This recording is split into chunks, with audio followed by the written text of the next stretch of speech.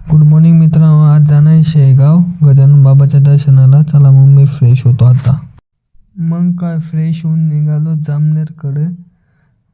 आता काय एवढं सकाळी गाडी नव्हती तर पाय पाय जावं लागलं. आता आले आम्ही जामनेरमध्ये.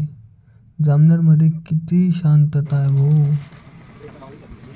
सकाळी सकाळी हनुमान दादांचं दर्शन घेऊन खूप चांगलं वाटलं. मग काय भाऊ, आता जामनेर बस स्टँडवरून बस धरली. आता आले बोदवड. सकाळी सकाळी गरम कचोरीची मजा घेताना